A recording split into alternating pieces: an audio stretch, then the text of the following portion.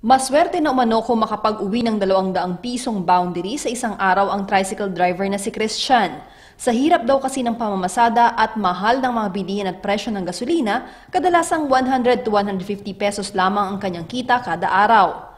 Kaya naman isa si Christian sa labis na natuwa nang tuluyan ng ipasa ang Draft Ordinance No. 0-447 o ordinansang nag-aamyenda sa Ordinance No. 1863-2006 ng Sangguniang Panlunsod noong ika-23 ng Mayo. Ito kasi ang matagal na niyang hiling at ng mahigit 2,000 tricycle drivers at operators sa lungsod ang maitaas ang pasahe. Masaya na kami kapag nakapag-uwi kami ng 200. Masayang-masaya na kami noon kasi usually na kinikita ng tricycle ngayon around 100, 150, mga ganyan. Noong 2006 kasi, na-aproban yung 7 pesos na minimum fare, ang gasolina is 31 pesos per liter. Ngayon halos nagdoble na, 57 something na ngayon ang gasolina. Tapos yung pamasahe namin, ganun pa rin, 7 pesos. So siguro it's about time na makapagdagdag din kami ng pamasahe. Ayon kay Committee on Waterworks and Public Utilities Chairman Councilor Carlos Liberato Reyna IV, nakaraang taon pa nang hilingin ng tricycle groups na gawing 12 pesos ang minimum fare mula sa dating 7 pesos. Pero dahil sa mga nakapilang dapat talakayin sa SP kabilang na ang budget deliberations, ay kamakailan lamang ito na aprobahan. Pero giit ni Reyna na dumaan ito sa masusing proseso. They sent a letter of petition through communication in our agenda last year, late last year, for a fair hike, dahil po sa taas ng pagtaas ng gasolina at ganun din sa presyo ng spare parts, gawa nga po ng with the budget deliberations, hindi pa na po natin kaagad-agad ito matalakay. Nung naipasa na po yung budget, nagpatawag na po tayo ng public hearing para po dito. Ito po yung naganap nung March 31, to be exact.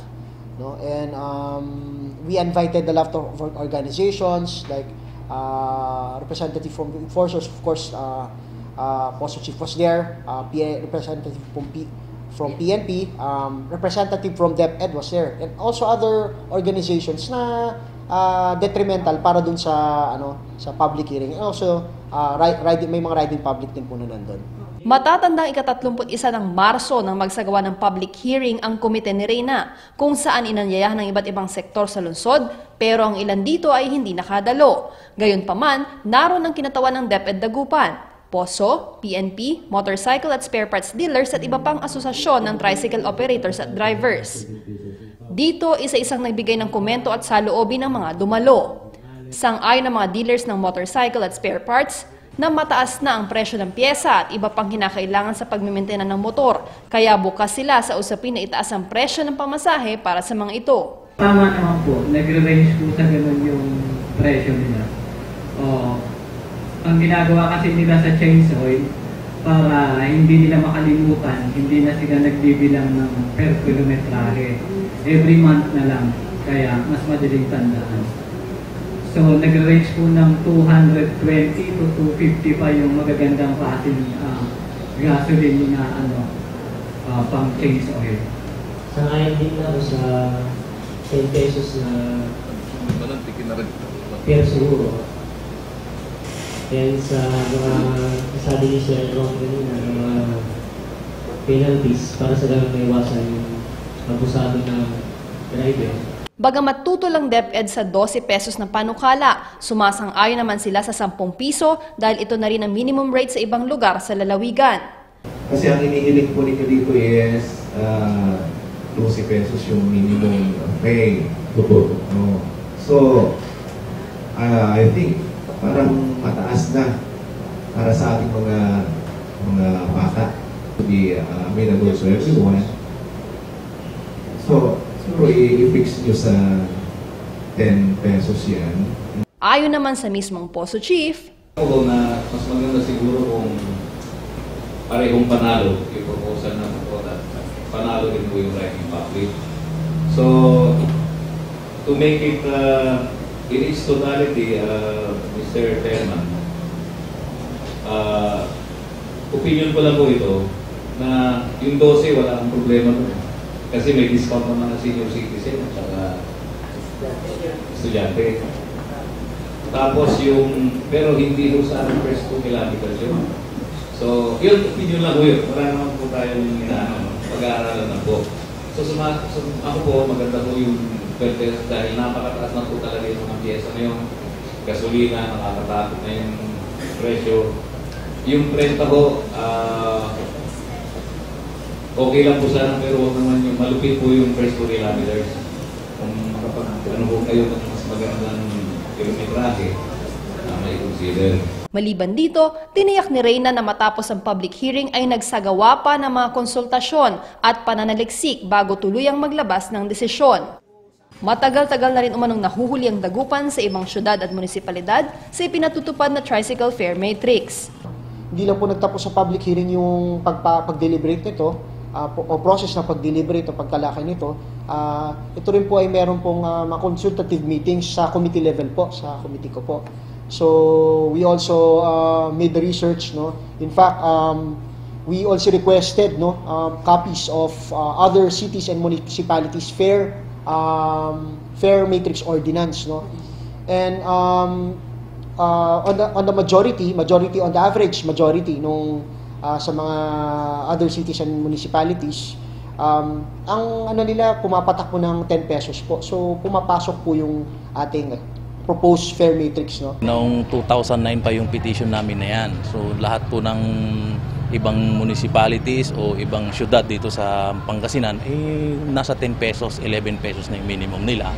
So nahuhuli na rin po kami talaga. Kaya nag-decide kami na humingi rin ng dagdag pasahe para sa amin.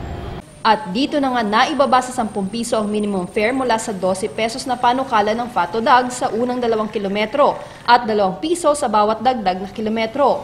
Mayroon pa rin namang 20% discount ang mga estudyante, senior citizen at persons with disabilities sa pamasahe. Huwag po mag-aalala ang mga ating mga estudyante, no, mga mananakay na estudyante, ang senior citizen, pati ang PWD, andun pa rin po ang 20% discount. So, ang pamasahe nila, minimum fare nila is pegged at 8 pesos. Pangamba naman ng mga tricycle drivers na muli itong mabinbin kung hindi maaprobahan ng punong ekotibo ang naipasang ordinansa. Baka iniisip din nila na baka maantala ulit kasi ang tagal din naming iniantay yung pagka-approval niyan, no? So ngayon lang na-approve nung Monday, tapos nag-interview na rin din nila si Mayor. Magkakaroon sila ng konting agam-agam regarding to. Depende na rin kay Mayor kung gusto niyang pirmahan yung ordinansa o hindi. Pero sa amin, umaasa na lang kami kung ano yung magiging kahinaan nito. Actually, masaya na nga kami dahil na-approve na ito. So, nasa kanila na rin yan. Actually, kami petitioner lang. Umaasa kami sa kanila. Sa kanila kami dumidepende. Pero hiling ng mga ordinaryong driver na huwag naman umanong ipagkait sa kanila ang matagal na nilang hiling na dagdag pasahe dahil kung ikukumpara ang presyo ng gasolina taong 2006 sa kasalukuyan ay malayo nang itinaas nito. Yung period ng pag-akyat ng pamasahe, imagine nyo po yung 2006 hanggang 2011, saka lang po na-aproban yung aming pamasahe, that's 5 years, diba? So yung at saka tinaas ng gasolina, almost times 2 yung tinas ng gasolina. Kaya siguro dapat hindi lang yung panig ng commuter ang dapat na isaalang-alang dito, kundi yung panig din ng mga tricycle drivers sa operators. Masaya din po, na-aproban din. Yung tumaas din po yung pamasahe din. Yung pamasaheng 10 madam para ma-aproban na yung madam, para madagdagan ng kita, madam. Sa huli, ang tanging nais umano ng SP ay maging patas para sa lahat ang naipasang ordinansa. Pinilit umano nilang maibaba ito sa 10 piso kumpara sa 12 pesos na unang panukala para hindi masyadong maging mabigat para sa mga commuters. At ngayong aprobado na ito, hiling ni Reyna na unawain din ng publiko ang kalagayan ng mga drivers na ilang taon na rin nagtsatsaga sa maliit na kita sa pamamasada. Kasabay ang pag-asang aaprobahan din ng punong ekotibo ang naaprobahang bagong fare matrix sa lungsod. Actually, yung pag-aproba po namin ng ordinance to ay masusi namin po yung pinag-aralan, no? At justifiable naman po ang pasahe.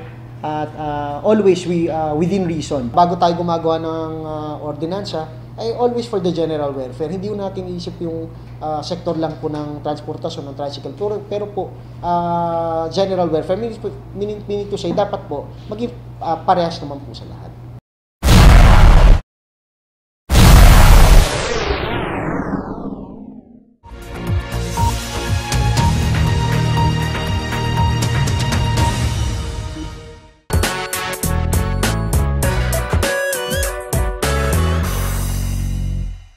Alam niyo ba, nang ika-28 ng Mayo ay araw na itinakda upang gunitain ang Araw ng Watawat ng Pilipinas? Ang selebrasyong ito ay bahagi ng paghahanda sa pagdiriwang ng Araw ng Kalayaan ng ating bansa sa darating na ika-12 ng Hunyo. Noong May 28, 1898, opisyal na ipinakita sa publiko ang bandila ng Pilipinas na dinisenyo ng dating Pangulong Emilio Aguinaldo at tinahini ni Marcela Agoncillo, anak nitong si Lorenza, at ni Delfina Natividad. Sa kasalukuyan, nakasaad sa Batas Republika bilang 8941 na ang May 28 at June 30 ay diniklarang National Flags Day o ang araw ng paggalang sa bandila ng mga Pilipino. Sa mga araw na ito ay hinihikayat ang mga Pinoy na magsabit ng watawat sa mga paaralan, sangay ng pamahalaan, mga business establishments at mga opisina. Siguraduhin tamang pagsabit o pag-display nito bilang pagpapakita ng paggalang dito. Ang watawat ay simbolo ng pagiging demokratiko ng bansang Pilipinas at ang lahat ng pinaglaban ng mga ninuno ng mga Pilipino upang makamit ang kalayaan. Ang simpleng paraan ng paghinto at pagharap sa watawat kapag kinakanta ang pambansang awit ay paraan ng paggalang at pinaaalala sa bawat isa ang sakripisyong ginawa ng mga Pilipino noong panahon ng digmaan.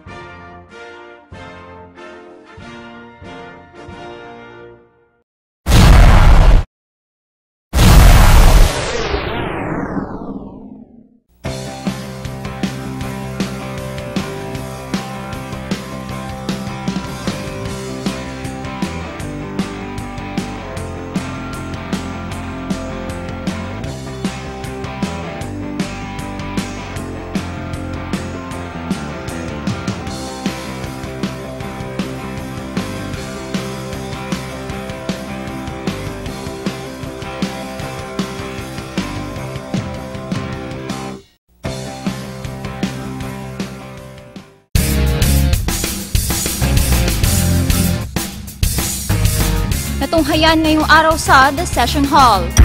Barkada Kontra Droga Project ng Vice Alcalde upang iiwas sa mga kabataan sa ilegal na droga, matagumpay na nailunsad sa lungsod ng Dagupan. Pasikatan sa Dagupan Talent Search na bahagi ng proyektong ito nilahukan ng mga kabataang Dagupeño. Brigada Eskwela ng iba't ibang pampublikong paaralan sa lungsod sinimulan na. Tulong at biyayang hatid ng Vice Alcalde ay kinatuwa ng mga guro, magulang at mga bata. Aktibidad ni Vice Mayor Belen Fernandez at iba pang miyembro ng konseho sa nagdaang linggo ating natunghayan.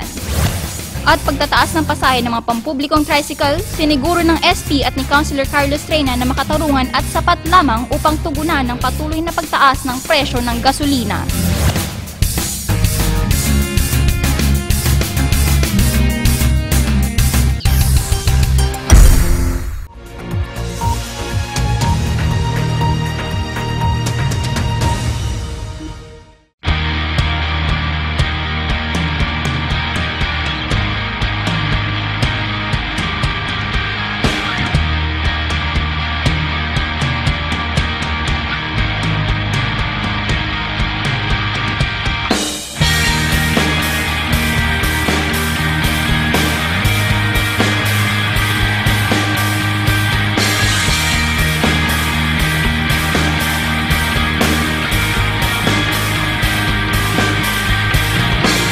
In this milestone, we bring you the CSI 25th Anniversary Raffle Promo. With 25 netbook, 25 iPad 2, 25 Samsung 32 inches LCD TV at stake, and 5 Toyota Vios for the grand prize. Continue shopping at all CSI outlets, buy 500 pesos worth of retail or 1,000 pesos worth of wholesale purchase of participating products and get one raffle coupon. Write your name, address, telephone number, and signature on the raffle coupon. Drop and drop boxes at any CSI branches. Draw date will be on September 18, 2011 at CSI The City Mall Local District, Dagupan City. CSI. 25 years of great partnership with trusted products and corporations. 25 years of excellent service and savings. 25 years of valuing every penny. CSI and McDonald's 25 years of partnership offers you free McDonald's card for the first 5,000 customers. Just present your CSI grocery receipt worth 1,500 pesos to any participating McDonald's branch and own a McDonald's card. This card will allow you to get 5% discount to your total food bill with a minimum purchase of 100 pesos. Promo period is from May 20 to 31, 2011 for CSI Luco branch and June 1 to 30, 2011 for CSI Market Square branch. Because at CSI and McDonald's, we value our loyal customers as we celebrate 25 years of savings and service to every family. For more info, see posters and print ads for details.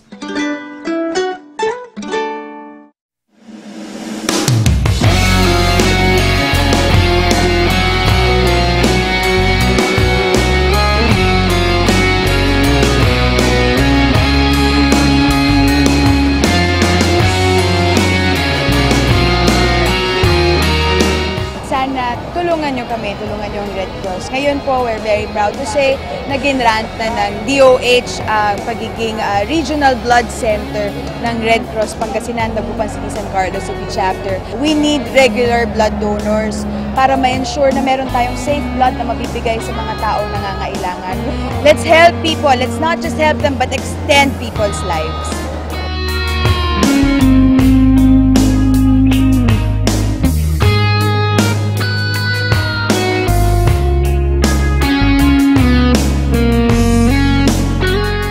Save a life by donating 1/10 of your blood. Huwag kayong matakot na magbigay ng inyong dugo. If you are qualified to donate, magbigay tayo. Ang importante, tayo po ay nakakapag-save ng buhay.